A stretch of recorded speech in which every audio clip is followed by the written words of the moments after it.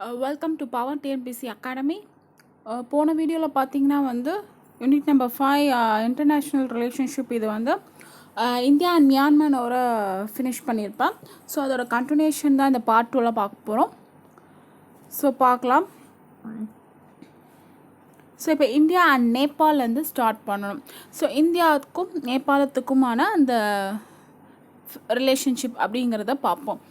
So இந்தியாவுக்கும் சைனாவுக்குமே சரி, நேபாள் பார்த்திங்கன்னா ஒரு இடைப்பட்ட நாடு அப்படின்னு சொல்லலாம். ஓகேவா? இந்தியாவுக்கும் சைனாவுக்கும் இடையில் இருக்கக்கூடியதான் இந்த நேபாள். ஸோ இது பார்த்திங்கன்னா இது ஒரு சிறிய நிலப்பகுதி அப்படின்னு தான் சொல்லுவாங்க. இதில் பார்த்திங்கன்னா இந்த ஸ்மால் லேண்ட் ஏரியா அப்படின்னு சொல்லுவாங்க. லேண்ட்லாக் கண்ட்ரி அப்படின்னு என்னென்னு கேட்டாங்கன்னா அது பார்த்தோன்னா அது நேபாள் தான். ஸோ நேபாள் இந்தியா கிட்ட எதுக்காக டிபெண்ட் பண்ணி இருக்காங்க அப்படின்னு பார்த்தீங்கன்னா எக்கனாமிக் அண்ட் டிரான்சிட் ஃபெசிலிட்டிஸ்க்காக. அதாவது பொருளாதாரத்துக்கு நம்ம இந்தியாவை தான் பொருளாதாரத்துக்கும் சரி, அந்த டிரான்ஸ்போர்ட் ஃபெசிலிட்டிஸ்க்கு இது எல்லாத்துக்குமே நம்ம இந்தியாவை சார்ந்து தான் நேபாளம் இருக்குது. இந்தியாவில் 5 மாநிலத்தோட பார்டர்ஸ் எல்லைகள் நேபாளோட பகிர்ந்துருக்காங்க. அது எந்தெந்த மாநிலம் அப்படிங்கிறத பார்த்துக்கோங்க. இதே மாதிரி தான் நம்ம மியான்மருக்கும் பார்த்தோம். மியான்மர்லேயும் பார்த்திங்கன்னா நம்ம இந்தியாவில் இருக்கக்கூடிய ஸ்டேட்ஸ் மியான்மரோட எல்லைகளை பகிர்ந்து கொண்டது மாதிரி. ஸோ அதெல்லாம் நோட் பண்ணி வச்சுக்கோங்க. ஸோ மியான்மருக்கு பார்த்திங்கன்னா அருணாச்சல் பிரதேஷ், நாகாலாந்து, மணிப்பூர், மிசோரம் பார்த்தோம். நேபாள் பார்த்திங்கன்னா சிக்கிம், வெஸ்ட் பெங்கால், பீகார், உத்தரப்பிரதேஷ், உத்தரகாண்ட் இதெல்லாம் அவங்களோட எல்லைகளை நேபாளத்தோட ஷேர் பண்ணியிருக்காங்க. ஸோ இந்தியாவில் பார்த்திங்கன்னா இந்தியா 204 கிலோமீட்டருக்கு மகேந்திர ராஜ் மார்க் அப்படிங்கிறத கட்டி கொடுத்துருக்காங்க. அது காத்மண்டுக்கும் இந்தியாவுக்கும் உள்ள ஒரு இணைப்புக்காக இந்த மாதிரி ஒரு கட்டமைப்பை இந்தியாவே நேபாளத்துக்கு கட்டி கொடுத்துருக்கு. அதை தான் பில்ட் பண்ணியிருக்கு. ஓகேவா? இந்தியாவையும் சரி இந்த காட்மாண்டு அப்படிங்கிறத லிங்க் பண்ணணும், இணைக்கணும் அப்படிங்கிற நோக்கத்தில் 204 கிலோமீட்டருக்கு அவ்வளோ நீளம் இருக்கிற ஒரு மகேந்திர ராஜ் மார்க் அப்படிங்கிற ஒரு இதை இந்தியா பில்ட் பண்ணி கொடுத்துருக்காங்க.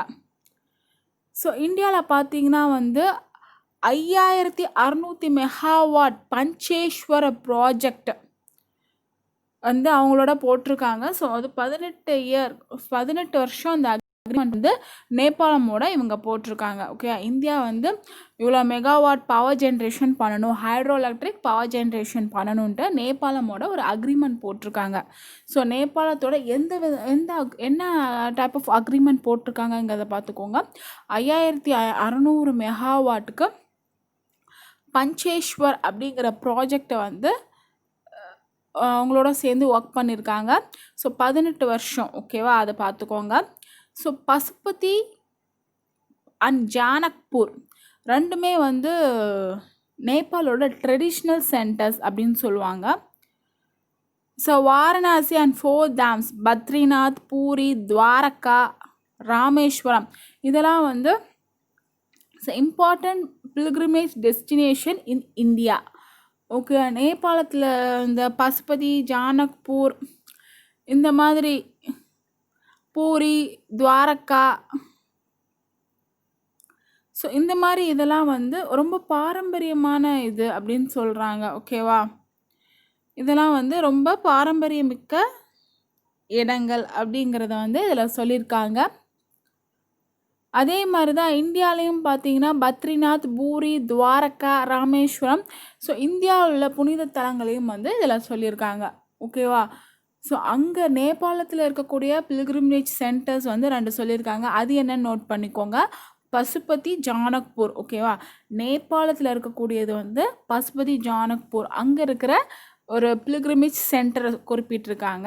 அதே மாதிரி நம்ம இந்தியாவில் வாரணாசியில் பத்ரிநாத், பூரி, துவாரகை, ராமேஸ்வரம் இந்த மாதிரி புனித தலங்கள் இந்தியாவில் இருக்குது அப்படிங்கிறதையும் குறிப்பிட்டிருக்காங்க. ஸோ அவங்களோட ஃப்ரெண்ட்ஷிப் இது மூலமாக வந்து அவங்களோட நட்புறவு வந்து அதிகரிக்கும். ஸோ அதே மாதிரி நம்ம இந்தியாவில் பார்த்தீங்கன்னா நம்ம இந்திய அரசியலமைப்பில் 8வது அட்டவணையில் பார்த்தீங்கன்னா வந்து அந்த நேபாளி லாங்குவேஜ் இருக்குல்ல அவங்களோட மொழியை வந்து நம்ம 8வது அட்டவணையில் நம்ம இந்திய அரசியலமைப்பில் கொடுத்துருக்காங்க. அதையுமே வந்து இங்கே சொல்லியிருக்காங்க. ஸோ இதே மாதிரி ஹைட்ரோ பவர் ப்ராஜெக்டில் வந்து நேபாளும் சரி இந்தியாவும் சரி ஒரு கூட்டமைப்பு அமைத்து ஸோ இந்த சாரதா ரிவர் எந்த ஆற்றுக்கு அருகே வந்து கட்டமைப்பு பண்ணலான்னு இது பண்ணியிருக்காங்கன்னு பார்த்தீங்கன்னா சாரதா ரிவர் பக்கத்தில் தான். ஸோ இதனால் சரி நேபாளுக்கும் சரி இந்தியாவுக்கும் சரி எலக்ட்ரிசிட்டி ப்ரொடக்ஷன் இன்க்ரீஸ் பண்ணும், இரிகேஷன் ஃபெசிலிட்டிஸையும் வந்து அதிகரிக்கிறதுக்கான வாய்ப்பு உள்ளது. அதே மாதிரி இந்தியாவும் சரி நேபாளும் ஒரு 3 சிஸ்டர் சிட்டி அக்ரிமெண்ட் அப்படிங்கிற ஒப்பந்தத்தில் 2 பேருமே கையெழுத்திருக்காங்க. ஸோ எதுக்குன்னு பார்த்தீங்கன்னா இந்த காட்மண்டு, வாரணாசி, லும்பினி, போத்கயா அண்ட் ஜானக்பூர், அயோத்தியா ஸோ இந்த சிட்டிஸ்க்கான அக்ரிமெண்ட் வந்து போட்டிருக்காங்க. So India and Nepal. So Kathmandu to Varanasi, Lumbini to Buddhagaya, Janakpur to Ayodhya. So இது இல்லை 3மே வந்து என்னென்னா 3 சிட்டி அக்ரிமெண்ட். ஓகே, இந்த 3மே பார்த்தோன்னா 3 சிட்டி அக்ரிமெண்ட். எதெல்லாம் வந்து 3 city agreement? Kathmandu to Varanasi, Lumbini to Buddhagaya, Janakpur to Ayodhya. So இதெல்லாம் வந்து நம்ம இந்தியாவுக்கும் நேபாளுக்கும் இடையேயான ஒரு இதில் வந்து 3 சிட்டி அக்ரிமெண்ட்டில் வந்து 2 பேருமே ஒப்பந்தத்தில் கையெழுத்திட்டிருக்காங்க இந்த நகரங்கள்லாம்.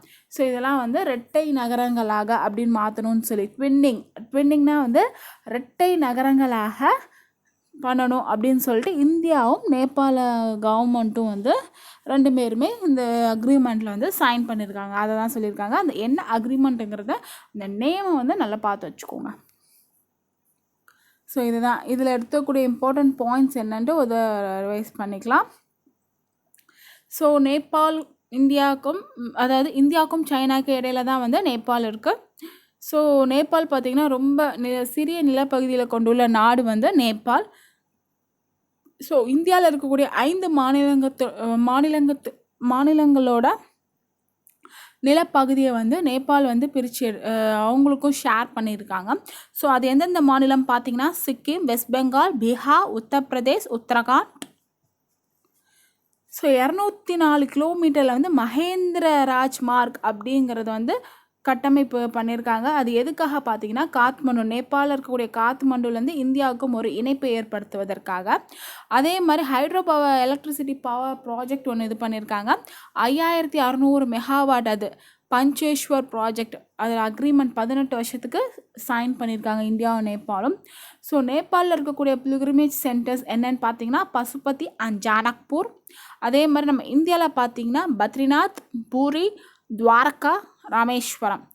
ஸோ அவங்க இந்தியாவுக்கும் நேபாளுக்கான நட்புறவை வந்து தெரிவிக்கும் விதமாக பார்த்திங்கன்னா நம்ம இந்திய அரசியலமைப்பிலே வந்து 8வது அட்டவணையில் நேபாளி மொழியை பற்றி குறிப்பிட்டிருப்பாங்க. அதே மாதிரி சாரதா ரிவர் அந்த அதுக்கு அருகே தான் இந்த ஹைட்ரோ பவர் ஜென்ரேஷன் ப்ராஜெக்ட் வந்து இந்தியாவும் நேபாளுமே இது பண்ணியிருக்காங்க. ஸோ அதே மாதிரி இந்தியாவும் நேபாளுமே வந்து இந்த 3 சிஸ்டர் அக்ரிமெண்ட் ஒன்று போட்டிருக்காங்க. ஸோ இந்த மாதிரி இரட்டை நகரங்களை வந்து இணைக்கணும் அப்படிங்கிற பட்சத்தில் so Kathmandu to Varanasi, Lumbini to Bodhgaya and Janakpur to Ayodhya. So இதெல்லாம் தான் அதோட இது. ஸோ நெக்ஸ்ட் இந்தியா பாகிஸ்தான் பற்றி சொல்லியிருக்காங்க.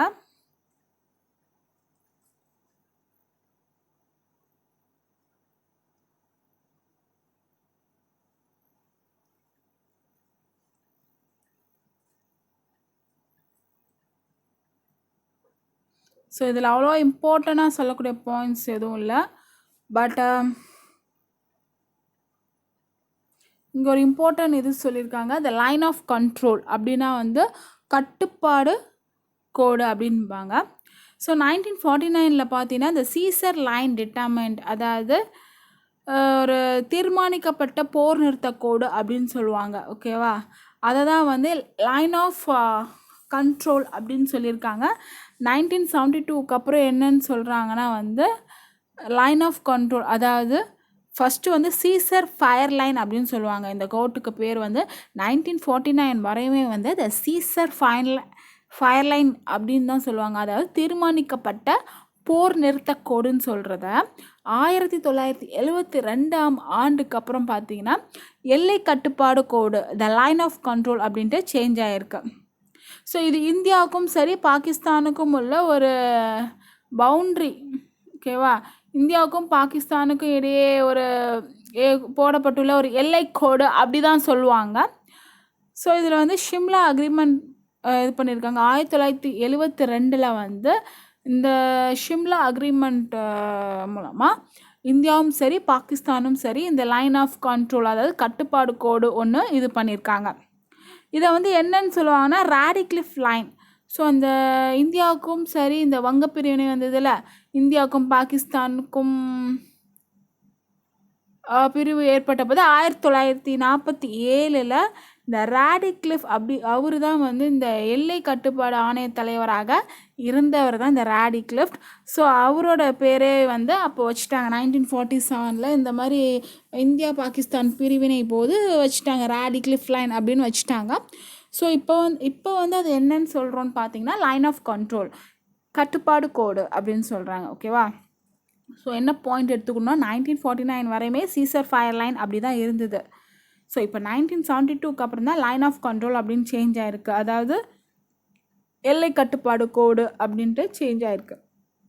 ஸோ இந்தியாவும் பாகிஸ்தானும் வந்து ஷிம்லா அக்ரிமெண்ட்டில் சைன் பண்ணியிருக்காங்க.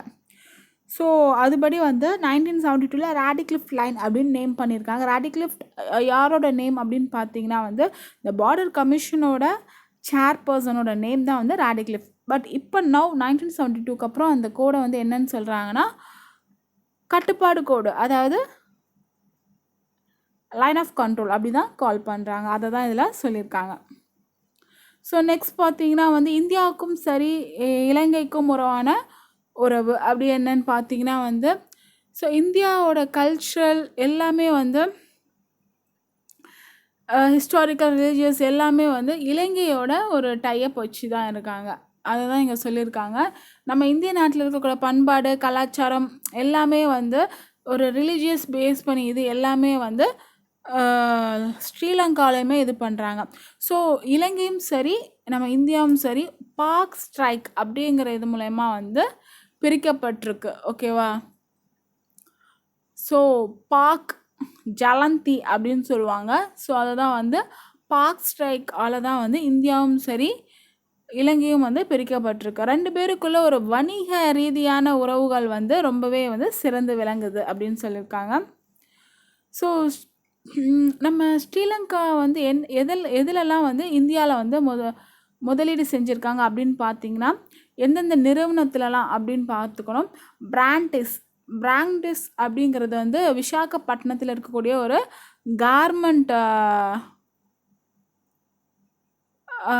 கார்மெண்ட் சிட்டி அப்படின்னு சொல்லுவாங்க. ஓகேவா, பிராண்டெக்ஸ் விசாகப்பட்டினத்தில் இருக்கக்கூடிய கார்மெண்ட் சிட்டி. அதுக்கப்புறம் எம்ஏஎஸ் ஹோல்டிங்ஸ், ஜான் ஹீல்ஸ், ஹாலிஸ். மற்ற இன்வெஸ்ட்மெண்ட் அப்படின்னு பார்த்தீங்கன்னா freight servicing, logistic sector. So இதுலேயுமே வந்து ஸ்ரீலங்கனோட இன்வெஸ்ட்மெண்ட் இருக்குது. அதே மாதிரி நிறைய ஸ்ரீலங்கன் ஸ்டூடெண்ட்ஸ்க்கு வந்து இந்தியா கூட வந்து ஸ்காலர்ஷிப் வந்து கொடுக்குறாங்க. உதவித்தொகையாக வந்து இயர்லி கொடுத்துட்டு தான் இருக்காங்க. ஸ்ரீலங்கா வந்து நம்ம இந்தியாவோட Nalanda university one of the project ஸ்ரீலங்காவும் வந்து இருக்குது அப்படிங்கிறதெல்லாம் சொல்லியிருக்காங்க. ஓகேவா, ஆனால் இது பார்த்துக்கோங்க, ஸ்ரீலங்காவோட முதலீடு வந்து நம்ம இந்தியாவில் எதெல்லாம் இருக்குது அந்த நேம் வந்து நோட் பண்ணிக்கோங்க. பிராண்டஸ், எம்ஏஎஸ் ஹோல்டிங்ஸ், ஜான் ஹில்ஸ், ஹாலிஸ். ஓகேவா, அது இருக்கு. ஸோ அதே மாதிரி அவங்களும் சரி இந்தியாவில் வந்து ஸ்ரீலங்கா ஸ்டூடெண்ட்ஸ்க்குன்ட்டு ஒரு ஸ்காலர்ஷிப் கொடுக்க தான் செய்கிறோம். நம்ம இந்தியாவில் அவங்க ஒரு பார்ட்னராகவும் இருக்காங்க. எதில் பார்ட்னராக இருக்காங்க? நாலந்தா யூனிவர்சிட்டியில். ஓகேவா, ஸோ இங்கே என்ன கொடுத்துருக்காங்கன்னு பார்த்தோன்னா பாக்ஸில் கொடுத்துருக்கதை பார்த்துக்கோங்க. அசோகர் வந்து பார்த்தீங்கன்னா வந்து தன்னோட மதத்தை பரப்பணும், அதாவது புத்த மதத்தை பரப்பணும் அப்படிங்கிற நோக்கத்தில் தன்னோட சன் மஹிந்தாவையும் தன்னோட டாக்டர் சங்கமித்ராவையும் வந்து இலங்கைக்கு வந்து அனுப்பி வைக்கிறாரு. சிலோன், ஸ்ரீலங்கா அதான் இலங்கைக்கு வந்து அனுப்பி வைக்கிறாரு. ஸோ அதே மாதிரி இந்த Chola king Rajaraja one and Rajendra one அவங்க 2 பேருமே வந்து இந்த இலங்கையை வந்து கைப்பற்றியிருக்காங்க அப்படிங்கிறதையும் இங்கே குறிப்பிட்டிருக்காங்க. ஓகேவா? தாங்க அசோகர் வந்து தன்னோட மகனையும் சரி மகளையும் சரி அவங்க நேம் பார்த்துக்கோங்க, மஹிந்தா சங்கமித்ரா இலங்கைக்கு அனுப்பி வைத்திருக்காங்க. எதுக்காக? புத்த மதத்தை பரப்பணும் அப்படிங்கிற நோக்கத்துக்கு. அதே மாதிரி சோழர்கள் காலத்தில் பார்த்தீங்கன்னா ராஜராஜா ஒன்றும் சரி ராஜேந்திர ஒன்றும் சரி அவங்க 2 பேருமே வந்து சிலோன் அதாவது இலங்கையை வந்து கைப்பற்றியிருக்காங்க ஒரு பகுதியை அப்படிங்கிறத இங்கே நோட் கொடுத்துருக்காங்க. நெக்ஸ்ட் பார்த்தீங்கன்னா ஸோ டெவலப்டு கண்ட்ரீஸ் அதாவது வளர்ந்த நாடுகளோட இந்தியாவோட ஒரு உறவு எப்படி இருக்குது, இந்தியாவோட உறவுகள் எப்படி இருக்குது அப்படின்னு பார்த்தீங்கன்னா ஃபஸ்ட்டு வந்து அமெரிக்கா தான்.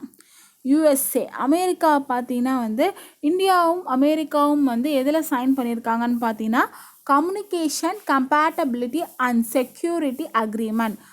Okay, COMCASA. ஸோ இந்த மாதிரி அப்டேஷன்ஸ் கொடுத்துருந்தாங்கன்னா அதோட ஃபுல் ஃபார்மில் இங்கிலீஷில் நல்லாவே பார்த்து வச்சுக்கோங்க. ஸோ கேட்கலாம். இதில் வந்து மேட்ச் த ஃபாலோயிங் அப்படின்னு சொல்லி கூட கேட்டிருக்காங்க. ஸோ டிஎன்பிசியில் இது கேட்டிருக்காங்க. COMCASA இதை கூட லாஸ்ட்டாக நடந்த கொஸ்டின் பேப்பரில் கூட கேட்டிருக்காங்க. ஸோ இதை நல்லாவே பார்த்து வச்சுக்கோங்க. கம்யூனிகேஷன் கம்பேட்டபிலிட்டி அண்ட் செக்யூரிட்டி அக்ரிமெண்ட்னு சொல்லுவாங்க.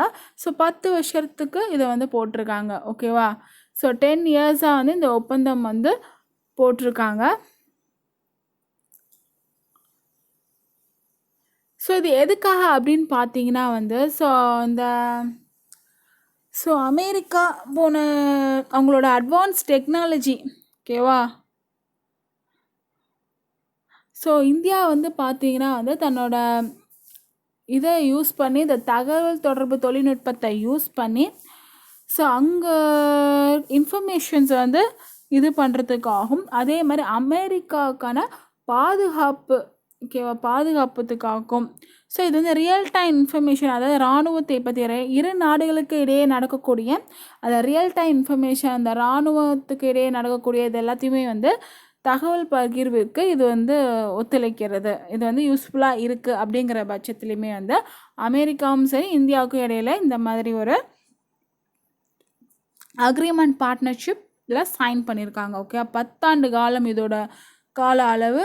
ஸோ இதனால் வந்து அட்வான்ஸ் டெக்னாலஜி யூஸ் பண்ணி ஸோ தகவல் தொடர்புக்காக இதை வந்து யூஸ் பண்ணியிருக்காங்க. ஸோ 2 நாட்டுக்கு இடையே நடக்கக்கூடிய இந்த இராணுவ தகவல் பகிர்வதற்கு இது வந்து யூஸ்ஃபுல்லாக இருக்குங்கிற நோக்கத்தில் 2 பேர் இதில் சைன் பண்ணியிருக்காங்க. நெக்ஸ்ட்டு பார்த்தீங்கன்னா European countries the French the space launch pads வந்து are use by ISRO. So இந்தியாவும் சரி ஃப்ரான்ஸும் சரி ஒரு டெவலப்பிங் ஸ்மார்ட் சிட்டிஸ் என்னென்ன சிட்டிஸ் பார்த்தீங்கன்னா Chandigarh, Nagpur and then Puducherry. So இந்தியாவும் சரி ஃப்ரான்ஸும் 2 பேரும் சேர்ந்து ஒரு கூட்டாக இந்த சர்வதேச சூரிய சக்தி கூட்டணி அப்படின்ட்டு ஒன்று ஸ்டார்ட் பண்ணியிருக்காங்க. அதாவது இன்டர்நேஷ்னல் சோலார் அலையன்ஸ் அப்படின்னு சொல்லுவாங்க. ஸோ 2 கண்ட்ரீஸுமே சேர்ந்து தான் இதை ஸ்டார்ட் பண்ணியிருப்பாங்க. எதுக்கு இடையில அப்படின்னு பார்த்தீங்கன்னா tropic of cancer and tropic of Capricorn. So cooperation on solar energy அதாவது சூரிய சக்தி ஆற்றலுக்காக இந்த இரு நாடுகளுமே வந்து கடகரேகைனா ட்ராபிக் ஆஃப் கேன்சர், அதே மாதிரி மகர ரேகை இந்த 2க்கும் நடுவில் கேப்ரிகானுக்கும் கேன்சருக்கும் இடையில ஸோ இந்த மாதிரி சூரிய ஆற்றலுக்கான ஒன்று வந்து இந்த இரு நாடுகளும் வந்து ஒரு அக்ரிமெண்ட் போட்டு ஒத்துழைச்சிட்டு ஒர்க் பண்ணிகிட்ருக்காங்க. அதை தான் இங்கே சொல்லியிருக்காங்க. இந்த ஃப்ரெஞ்ச் ஸ்பேஸ் அது வந்து அந்த ஏவுதளங்கள் வந்து இந்த இஸ்ரோ. ஸோ இந்த ஃப்ரெஞ்சில் இருக்க ஃப்ரான்ஸ் நாட்டிலோட விண்வெளி ஏவுதளங்கள் எல்லாமே வந்து நம்ம இஸ்ரோ தான் வந்து அமைப்பினால் தான் வந்து அவங்களுக்கு பயன்படுத்திகிட்டு இருக்காங்க. ஓகேவா? நம்ம இஸ்ரோ தான் எல்லாமே இந்த லான்ச் பேட்ஸ் எல்லாமே வந்து ஃப்ரான்ஸ்க்கு கொடுக்குறாங்க. அதை சொல்லியிருக்காங்க. அதே மாதிரி நம்மளோட ஸ்மார்ட் சிட்டிஸோடைய அவங்களும் ஒரு கோஆப்ரேஷன் ஒத்துழைப்பு அழைக்கிறாங்க. ஸோ இந்த சண்டிகார், நாக்பூர், புதுச்சேரி இதெல்லாம் வந்து ஸ்மார்ட் சிட்டிஸாக சேஞ்ச் ஆகிட்டுருக்கு. அது அவங்களோட பங்கும் இருக்குது. அதே மாதிரி அந்த சூரிய சக்தி ஆற்றல் சர்வதேச சூரிய சக்தி அதுக்குமே வந்து இந்தியாவும் ஃப்ரான்ஸும் ஒரு கோஆப்ரேஷன் ஒத்துழைப்பு கொடுத்துட்டு தான் இருக்காங்க. அதை தான் வந்து இங்கே சொல்லியிருக்காங்க. ஸோ இந்தியாவும் ஃப்ரான்ஸும் வந்து இந்த இன்டர்நேஷ்னல் சோலார் அலையன்ஸை வந்து லான்ச் பண்ணியிருக்காங்க. அது எந்த இரு நாடுகள் அப்படிங்கிறத நோட் பண்ணிக்கோங்க. நெக்ஸ்ட் பார்த்தீங்கன்னா ஆஸ்திரேலியா வந்து ஒரு பைலேட்டரல் நேவல் எக்ஸசைஸ் அப்படின்னா வந்து கடற்படை பயிற்சி வந்து எங்கே பண்ணியிருக்காங்க அப்படின்னு பார்த்தீங்கன்னா வந்து எந்த இரு நாடுகளுக்கு இடையே நடந்தது அப்படிங்கிறது கேட்பாங்க. ஆஸ்திரேலியாவுக்கும் இந்தியாவுக்கும் இடையிலே ஒரு கடற்பயிற்சி நடந்திருக்கு. ஓகேவா? அது வந்து இண்டோ ஆஸ்திரேலியா அப்படின்னு சொல்லுவாங்க. ஸோ இந்தியாவுக்கும் ஆஸ்திரேலியாவுக்கும் நடுவில். ஸோ இந்த AUSINDEX ஸோ அதிலே நம்ம வந்து கண்டுபிடிச்சிடலாம். Australia AUX, India IND exercise. Okay, so இவங்க கடல்சார் ஒத்துழைப்பு மேம்பாட்டுக்காக இதை நடத்தியிருக்காங்க. Okay, Australia India exercise bilateral. இது வந்து எந்த மாதிரியான எக்ஸைட்? கடற்பயிற்சிக்கானது. ஸோ ஜப்பான் பார்த்தீங்கன்னா வந்து ஷிங்காசன் சிஸ்டம் அப்படின்னுங்கிறது வந்து இன்ட்ரடியூஸ் பண்ணியிருக்காங்க. இந்தியாவில் வந்து இன்ட்ரடியூஸ் பண்ணியிருக்காங்க. இது எதுக்காக அப்படின்னு பார்த்தீங்கன்னா வந்து இது வந்து highest class of trains railway system. ஓகேவா? இது வந்து ஹையஸ்ட் ஸ்பீடில் ரயில்வே சிஸ்டம், ரொம்ப அக்யூரேசியாகவும் இருக்கும், அதே மாதிரி பாதுகாப்பாகவும் இருக்கும். So one of the example பார்த்தோன்னா வந்து ஜப்பானீஸோட நம்ம நல்ல கூட்டுறவாக இருக்கோங்கிறதுக்கு எக்ஸாம்பிள் பார்த்தீங்கன்னா டெல்லி மெட்ரோ வந்து நம்ம எக்ஸாம்பிளாக சொல்லலாம். அதே மாதிரி மும்பையிலேருந்து அகமதாபாத் ஹைஸ்பீட் ரயில்வே வந்து அதையுமே வந்து நம்ம ஜப்பானுக்கும் நமக்கும் இடையான ஒரு நல்ல உறவை வந்து எடுத்துக்காட்டாக இருக்குது. ஸோ ஜப்பான் கவர்மெண்ட் வந்து 20 சீட் வந்து கொடுக்குறாங்க மாஸ்டர் டிகிரி கோர்ஸ் பண்ணுறதுக்காக ஜப்பான் யூனிவர்சிட்டியில். ஓகேவா? ஸோ மாஸ்டர் கோர்ஸ் ஃபினிஷ் பண்ணுறது. ஸோ நம்ம இந்தியன் ஸ்டூடெண்ட்ஸ்க்குன்னு பார்த்தீங்கன்னா 20 சீட் வந்து அவங்களோட மாஸ்டர் டிகிரி அந்த ஜப்பான் யூனிவர்சிட்டியில் ஃபினிஷ் பண்ணுறதுக்காகவும்.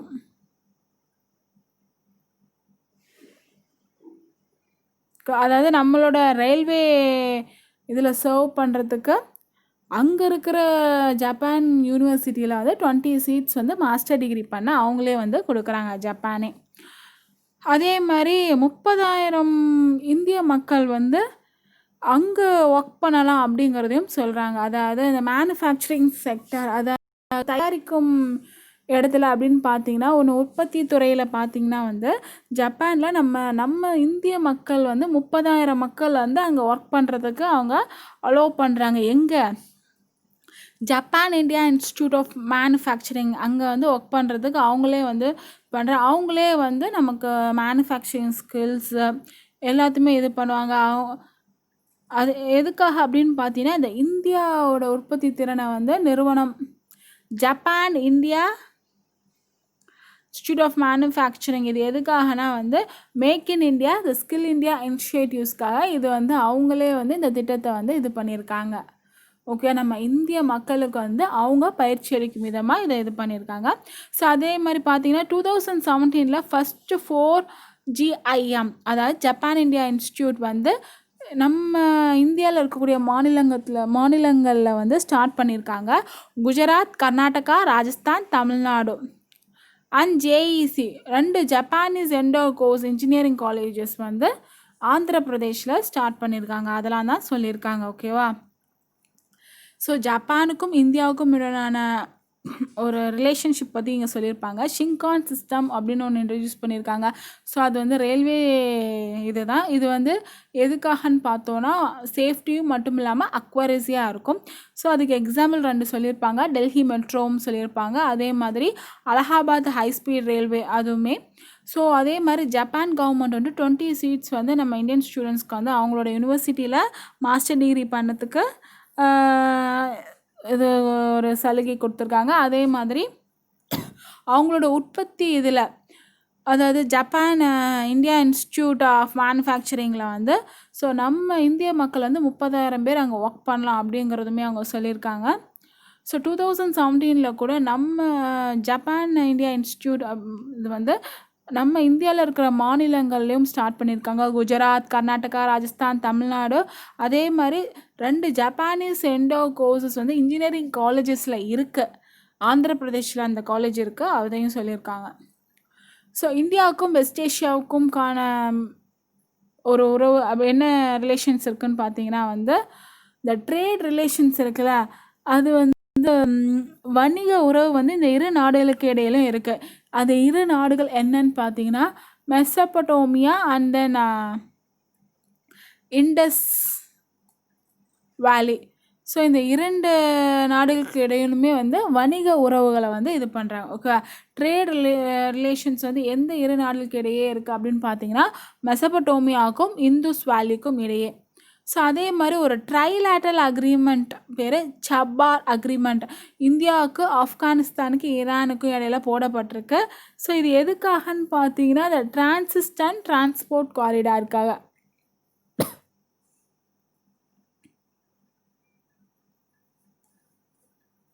ஸோ இந்த 3 கண்ட்ரீஸ்க்கும் இடையில வந்து ஒரு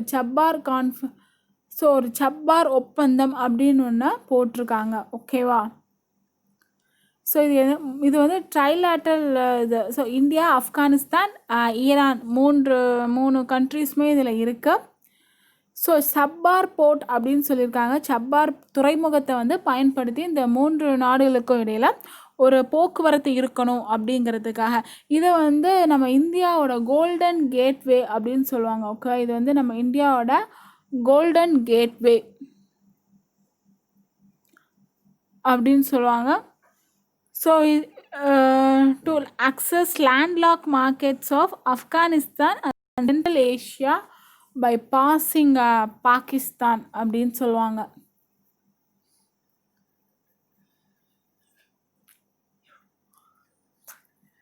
ஓகே, ஸோ சப்பார் போர்ட் பார்க்கணும். ஸோ இது வந்து இந்த ட்ரைலேட்டரல் அக்ரிமெண்ட், அது பேர் வந்து இந்தியாவுக்கும் ஆப்கானிஸ்தானுக்கும் ஈரானுக்கும் இடையில போடப்பட்டிருக்கிற. ஸோ இது வந்து சப்பார் அக்ரிமெண்ட் சொல்லுவாங்க. இது வந்து ஒரு போக்குவரத்து வழித்தடத்துக்காக போடப்பட்டுள்ளது. ஸோ இது பாகிஸ்தான் தவிர மற்ற ஆப்கானிஸ்தான், ஆசியா, ஸோ இங்கே வந்து ஒரு கேட்டாக இருக்கும். ஓகேவா? எக்ஸப்ட் பாகிஸ்தான் தவிர ஆப்கானிஸ்தான் சென்ட்ரல் ஏஷியா வழியே போகிற ஒரு கோல்டன் கேட்வே அப்படின்னு சொல்கிறாங்க. So one of the oldest maritime trading routes from Asian Sumeria to Bahrain to Indus valleys, Indus civilisation, அதுக்கு பேர் என்ன, மெலுக்கா அப்படின்னு சொல்லுவாங்க. ஸோ ரொம்ப பழமையான, உலகத்திலே வந்து ரொம்ப பழமையான கடல் வர்த்தகம் பாதை வந்து எதுன்னு பார்த்தீங்கன்னா சுமேரியா. ஸோ சுமேரியாவிலேருந்து பக்ரைன், அதுக்கு அந்த வழியில் போகக்கூடிய மெலுக்கா. ஸோ இதை வந்து என்னன்னு சொல்லுவாங்கன்னா, இது வந்து இண்டஸ் சிவிலைசேஷன் வரை இப்படி தான் வந்து அந்த நேம் வச்சு சொல்கிறாங்க, மெலுக்கா அப்படின்னு சொல்கிறாங்க. ஓகேவா? இது ரொம்பவே வந்து பழமையான கடல் வர்த்தக பாறை. ஓகேவா? ஓல்டஸ்ட் மேரிடைம் ட்ரேடிங் ரூட், அந்த வணிக பாதை வந்து ரொம்ப பழமையானது. ஸோ சுமேரியாவிலேருந்து பக்ரைன் வரையும் போகிறது. இது இண்டஸ் சிவிலைசேஷனில் மெலுக்கா அப்படின்னு கால் பண்ணியிருக்காங்க. ஸோ எம்எஸ் அக்வானி அவர் வந்து சொல்லியிருக்காரு, அவர் மிடிவல் டைமில் சொல்லியிருக்காரு இந்த மாதிரி, the Indian expertise in medicines, mathematics and astronomy was highly valued by Arab and Iranian scholars. They eventually are part of their own intellectual traditions அப்படின்னு சொல்லியிருக்காரு. அதாவது ஸோ இடைய காலத்தில் பார்த்தோன்னா இந்தியர்கள் வந்து தங்களோட மருத்துவத்திலையும் சரி, கணிதம், இந்த மாதிரி இந்த ஸ்பேஸ் ரிசர்ச் இதெல்லாம் வந்து ரொம்ப திறமை வாய்ந்தவங்களாக இருந்தாங்க. ஸோ இந்த ஈரான் அரேபியன் ஸ்காலர்ஸ், அந்த அறிஞர்கள் கூட இந்தியர்களை வந்து ரொம்பவே மதித்திருந்தாங்க. இதுவே வந்து அந்த இந்தியர்களுக்கான ஒரு அறிவுசார் பாரம்பரியத்தோட பகுதி அப்படின்ட்டு எம்எஸ் அக்வானி வந்து சொல்லியிருக்காரு. ஸோ நம்ம இந்தியாவில் இருக்கக்கூடிய மருத்துவத்தையும் கணிதத்தையும் இந்த இந்தியர்கள்ட்ட இருக்கக்கூடிய திறமைகளை வந்து அவர் வந்து அந்த அரபு ஈரானியர்களோட ஒப்பிட்டு சொல்லியிருக்காரு, ஹைலி வேல்யூடாக இருக்காங்க அப்படிங்கிறது. ஸோ இந்தியாவுக்கும் சர்வதேச அமைப்புகளுக்கும் உண்டான உறவு, இந்தியா பார்த்தீங்கன்னா வந்து எந்தெந்த இதிலலாம் வந்து மெம்பராக இருக்காங்கங்கிறத நீங்கள் கண்டிப்பாக பார்க்கணும். So United Nation Organisation, NAM, SAARC, G20, Commonwealth. So பொருந்தாதவற்றையில் கூட கேட்பாங்க. ஸோ இதில் வந்து இந்தியா வந்து எந்த நாடுகளில் உறுப்பினர்களாக இல்லை அப்படிங்கிறது கூட கொஸ்டின் கேட்கக்கூடிய வாய்ப்பு இருக்குது. அதனால் ஸோ எந்த அமைப்பில் வந்து இந்தியா இருக்குங்கிறத குறிப்பிட்டு பார்த்துக்கோங்க. UNO, NAM, SAARC, G20, Commonwealth. So next பார்த்தீங்கன்னா பிரிக்ஸ். ஸோ இந்த பிரிக்ஸ் அமைப்பு பார்த்தீங்கன்னா இந்த Brazil, Russia, India, China, South Africa. So இவங்கள்ட்ட வந்து அது எக்கனாமிக் பொருளாதாரத்துலேயும் சரி, அதே மாதிரி அரசியல் இதுலேயும் வந்து இந்த ரீஜனல் இன்டர்நேஷ்னல் லெவலில் வந்து வளர்ந்து வரக்கூடிய ஒரு இது. இந்த அமைப்பு பார்த்தீங்கன்னா வந்து இதோட ஹெட் குவார்ட்டர் எங்கே இருக்குன்னு அப்படிங்கிறத கண்டிப்பாக பார்க்கணும். ஹெட் குவார்ட்டர்ஸ் எங்கே இருக்குன்னு பார்த்தீங்கன்னா சைனாவில் இருக்கக்கூடிய ஷாங்காய் அந்த இடத்துல தான் வந்து ஹெட் குவார்ட்டர்ஸ் வந்து இருக்குது. ஓகேவா? பிரிக்ஸில் வந்து 8 உறுப்பினர்கள் இருப்பாங்க. 8 நாடுகள் கொண்ட உறுப்பினர்கள். அது சார்க்கில் தான் இருப்பாங்க. Okay, sorry. ஸோ பிரிக்ஸில் பார்த்தோன்னா எந்தெந்த நாடுகள்லாம் இருக்குதுன்னு பார்த்தீங்கன்னா Brazil, Russia, India, China, South Africa. So இதோட ஹெட் குவார்ட்டர்ஸ் ஷாங்காய், சைனாவில் இருக்குது. ஸோ இந்த பாக்ஸில் பார்த்தீங்கன்னா ஒரு அமைப்பு கொடுத்துருப்பாங்க. அதோட அப்ஜெக்டிவ்ஸ் என்ன அப்படிங்கிறதையுமே கொடுத்துருப்பாங்க. நல்லா பார்த்துக்கோங்க. ஃபஸ்ட்டு பார்த்தோன்னா IBSA. ஸோ இதில் எந்தெந்த நாடுகள்லாம் வந்து இதில் உறுப்பினர்களாக இருக்குதுன்னு பார்த்துக்கோங்க. ஸோ அந்த அப்ரேஷன்லேயே நமக்கு அந்தந்த கண்ட்ரீஸ் வந்து நல்லாவே ஞாபகம் வச்சுக்கலாம். So IBSA India, Brazil, south Africa. So இது எதுக்காக அப்படின்னு பார்த்தீங்கன்னா வேளாண்மை, இந்த கல்வி, இந்த வர்த்தகம், கலாச்சாரம் இதெல்லாம் வந்து பாதுகாக்கிறதுக்காக இந்த அமைப்பு வந்து அமைக்கப்பட்டிருக்கு. ஸோ நெக்ஸ்ட் வந்து BCIM, Bangladesh, China, India, Myanmar. So இந்த நாடுகள்லாம் இந்த அமைப்பில் இருக்குது. ஸோ இது எதுக்காக அப்படின்னு பார்த்தீங்கன்னா இந்த இயற்கை பேரழிவுகள்லாம் வருதுல்ல, ஸோ அதெல்லாம் வந்து சமாளிக்கிறதுக்காக இந்த மாதிரி ஒரு அமைப்பு போடப்பட்டிருக்கு. MGC, Mekong Ganga cooperation. So இதில் எந்தெந்த நாடுகள்லாம் உறுப்பினராக இருக்குதுன்னு பார்த்துக்கோங்க. இந்தியா, கம்போடியா, லாவோஸ், பீடியா, மியான்மர், தாய்லாந்து, வியட்நாம். ஸோ இது எதுக்காக அப்படின்னு பார்த்தீங்கன்னா இந்த கங்காங் மீகாங் அப்படிங்கிற ஒரு பேசிங் இருக்குல்ல, ஸோ அதுக்கு தேவையான ஒரு இன்ஃப்ராஸ்ட்ரக்சர்ஸ் ஃபெசிலிட்டிஸ்லாம் இவங்க பண்ணி கொடுக்கறதுக்காக. ஸோ நெக்ஸ்ட்டு வந்து BIMSTEC, bay of Bengal initiative for multi sectoral technical and economic cooperation. So full form பார்த்துக்கோங்க, பிம்செக்டோட ஃபுல் ஃபார்ம். ஸோ எந்தெந்த நாடுகள்லாம் இதில் உறுப்பினர்களாக இருக்குதுன்னு பார்த்தீங்கன்னா Bangladesh, India, Myanmar, Sri Lanka, Thailand, Bhutan, Nepal. So இது வந்து எதற்காக அப்படின்னு பார்த்தீங்கன்னா பொருளாதாரத்தை வந்து இம்ப்ரூவ் பண்ணணும். அதே மாதிரி இன்டர்நேஷ்னல் லெவல் மட்டும் இல்லாமல் இந்த வெளிநாட்டிலையுமே வந்து அவங்களோட இந்த இன்வெஸ்ட்மெண்ட்டை வந்து அதிகப்படுத்துவதற்கும் அதை மேம்படுத்துவதற்குமான அமைப்பு தான் இது. RCEP, regional comprehensive economic partnership. So எந்தெந்த நாடுகள்லாம் இதில் அமைப்பில் இருக்குதுன்னு பார்த்துக்கோங்க. Australia, ப்ரூனை, Cambodia, China, India, Indonesia, Japan, Korea, Laos, Malaysia, Myanmar, New Zealand, Philippines, Singapore, Thailand, Vietnam. So இது எதுக்காக அப்படின்னு பார்த்தீங்கன்னா வந்து அவங்களோட பொருள் வர்த்தகம், சேவை வர்த்தகம், முதலீடுகள், இதே போல தொழில்நுட்பம் சார்ந்த இதெல்லாம் பார்த்தீங்கன்னா அதற்கான ஏற்படக்கூடிய பிரச்சனைகள் எல்லாத்தையுமே வந்து இந்த ஒப்பந்தத்தின் மூலமாக வந்து அவங்க தீர்த்து வைப்பாங்க. ஓகேவா? எந்த ஒரு பிரச்சனைகளும் இல்லாமல் அதுக்காக இந்த அமைப்பு. EAS அப்படின்னு பார்த்தீங்கன்னா ஈஸ்ட் ஏஷியா சமிட். ஸோ இதில் வந்து 10 ஏஷியன் நேஷன்ஸும் இதில் பார்ட்னராக இருக்காங்க. அதே மாதிரி US, சைனா, இந்தியா, ஜப்பான் இவங்களும் வந்து இவங்களோட இணைந்த அந்த 10 பேரோட 10 ஏஷியன் நேஷனோட சேர்ந்து இந்த 8 பேருமே வந்து பார்ட்னர்ஸாக இருக்காங்க. இது வந்து அமைதிக்காக இது வந்து அமைக்கப்பட்டுள்ளது. GCC, gulf cooperation council, Bahrain, Kuwait, Oman, Qatar, Saudi Arabia, United Arab Emirates, India. So இது எதுக்காக அப்படின்னு பார்த்தீங்கன்னா வந்து அரசியல் மற்றும் கலாச்சாரத்துக்காக கலாச்சார அடையாளத்துக்காக அந்த ஒற்றுமையை கடைப்பிடிக்கணும் அப்படிங்கிற நோக்கத்தில் அமைக்கப்பட்டது தான். BBIN, Bangladesh, Bhutan, India, Nepal. So இது வந்து எரிசக்தி ஆற்றலுக்காக அமைக்கப்பட்ட அமைப்பு. SCO, Shanghai cooperation organisation, India, Kazakhstan, China, Kyrgyzstan, Pakistan, Russia, Tajikistan, Uzbekistan. So இது எதுக்காகனா இந்த பாதுகாப்பு தொடர்பான பிரச்சனைகளை, இந்த பார்டர்ஸில் ஏற்படக்கூடிய பிரச்சனைகள், ஸோ இதெல்லாம் தீர்க்கணும், இந்த பயங்கரவாதத்தெல்லாம் எதிர்கொள்ளக்கூடியது, டெரரிசம் இதெல்லாம் வந்து அகெயின்ஸ்டாக ஃபைட் பண்ணுறதுக்கு இதுக்கெலாம் தான் வந்து இந்த அமைப்பு வந்து அமைக்கப்பட்டிருக்கு. ஸோ இதில் கொடுக்கப்பட்டுள்ள எல்லா அமைப்புலேயும் வந்து ஒரு எந்தெந்த நாடு எந்தெந்த அமைப்பில் இருக்குன்னு பார்த்துக்கோங்க. இந்தியா எந்த அமைப்பில் இல்லாததும் பார்த்துக்கோங்க. ஸோ கொஸ்டின்ஸ் கேட்கலாம், பொருந்தாதவற்றையில் கூட கேட்பாங்க. ஸோ பிரிக்ஸ் பண்ணுங்க அப்படின்னு பார்த்தீங்கன்னா ஜிம் ஓ'நெயில் அவர் ஒரு பிரிட்டிஷ் எக்கனாமிஸ்ட்டு, அவர் தான் வந்து இந்த வேர்டை இது பண்ணியிருக்காரு. So 2015 Brazil, Russia, India and China. So 2050 இந்த 4 நாடுகளுமே வந்து ரொம்ப பெரிய நாடுகளாக வந்து ஆக்கப்பட்ட நாடுகளாக வளரும் அப்படிங்கிற இதில் அவர் வந்து இதை வந்து டேர்ம் பண்ணியிருக்காரு. அதை தான் இங்கே சொல்லியிருக்காங்க. பிரிக்ஸ் வந்து யார் டேர்ம் பண்ணால் பார்த்துக்கோங்க, ஜிம் ஓ'நெயில் அவர் தான். Brazil, Russia, India, China.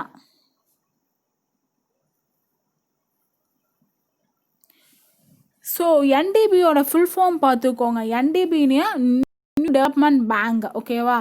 என்டிபினா new development bank. சிஆர்ஏனா த கான்டிஜென்ட் ரிசர்வ் அரேஞ்ச்மெண்ட், ஓகேவா? இது எதுக்காக அப்படின்னு பார்த்தீங்கன்னா இந்த கரன்சி இஷ்யூஸஸ் அதெல்லாம் வந்து தீர்க்கக்கூடியது, பண நெருக்கடியிலேருந்து பாதுகாக்கிறதுக்காக இந்த திட்டம். அதுதான் நிதி ஒதுக்கீடு ஏற்பாடுன்னு சொல்லுவாங்க. அவசர கால நிதி ஒதுக்கீடு ஏற்பாடு, அதாவது கான்டிஜென்ட் ரிசர்வ் அரேஞ்ச்மெண்ட். ஸோ 2015 பார்த்தீங்கன்னா இந்த பிரிக்ஸ் வந்து சம்மிட். ஸோ ஸ்பிட்டுங்கிறதுன்னு பார்த்தீங்கன்னா வந்து the society for world wide inter bank financial telecommunication system. அது 2015 வந்து இந்த ஏற்பட்ட பிரிக்ஸ் மாநாட்டில் வந்து அந்த அமைச்சர்கள்லாம் வந்து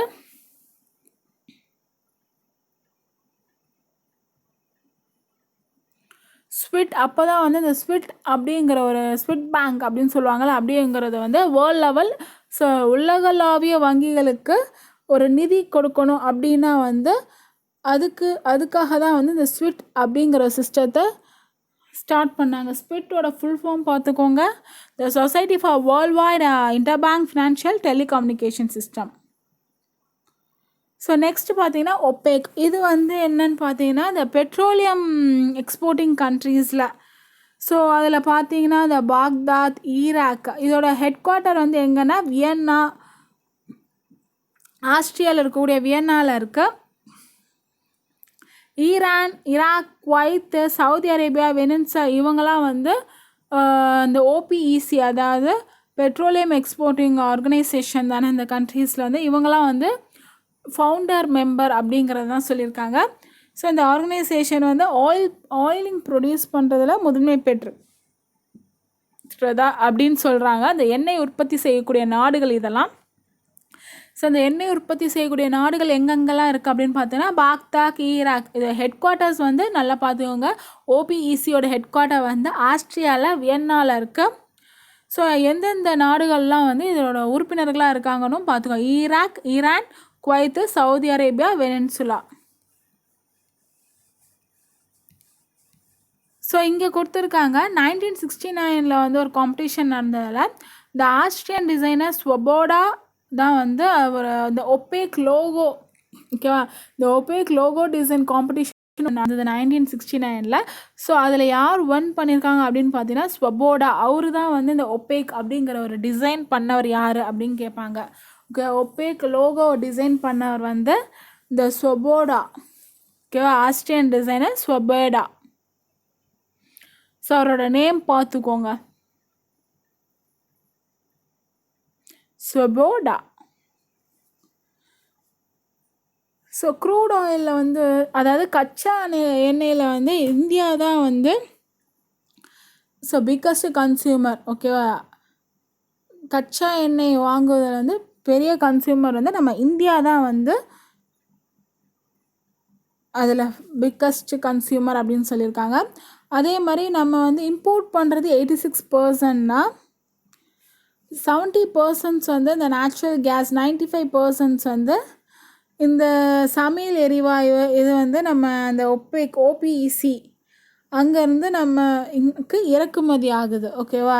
எதெல்லாம் வந்து அந்த ஓபிஇசி அந்த கண்ட்ரீஸ்லேருந்து நமக்கு ஒப்பேக் அந்த நாடுகள்கிட்டருந்து நமக்கு இறக்குமதி ஆகிறத இங்கே கொடுத்துருக்காங்க. நோட் பண்ணிக்கோங்க. 86% வந்து இந்த கச்சா எண்ணெய் க்ரூட் ஆயில், 70% வந்து இயற்கை எரிவாயு, அதே மாதிரி 95% பார்த்தீங்கன்னா வந்து சமையல் எரிவாயு, குக்கிங் கேஸ். ஸோ இதோட இந்த லெசனோட இம்பார்ட்டண்ட் பாயிண்ட்ஸ் வந்து ஓவர். ஸோ பார்ட் 1 வந்து ஆல்ரெடி போட்டிருக்கேன், அதோட கண்டினியூஷன் தான் அந்த பார்ட் 2. ஸோ இதோட இந்த 10th ஸ்டாண்டர்ட் இருக்கக்கூடிய எல்லா லெசன்ஸும் ஓவர். ஸோ ப்ளேலிஸ்ட்டில் கொடுத்துருப்பேன். டோட்டலாக வந்து 6th to 10th எல்லா லெசன்ஸும் ஓவர் ஆயிடுச்சு. ஸோ இந்தியன் பாலிட்டிக்கான லெசன்ஸ் எல்லாமே ஓவர். ப்ளேலிஸ்ட்டில் கொடுத்துருப்பேன், பார்த்துக்கோங்க. ஓகே, நெக்ஸ்ட் வீடியோவில் நெக்ஸ்ட் லெசனோட பார்க்கலாம். நீங்கள் பண்ண வேண்டியது சப்ஸ்கிரைப் பண்ணுங்கள், பக்கத்தில் இருக்க பெல் ஐக்கானை ப்ரெஸ் பண்ணிக்கோங்க. அப்போ தான் நான் அப்லோட் பண்ணுறக்கூடிய வீடியோஸ் உங்கள் நோட்டிஃபிகேஷனில் இருக்கும். லைக் பண்ணுங்கள், ஷேர் பண்ணுங்கள், கமெண்ட் பண்ணுங்கள். Keep watching Power TNPSC Academy. Thank you.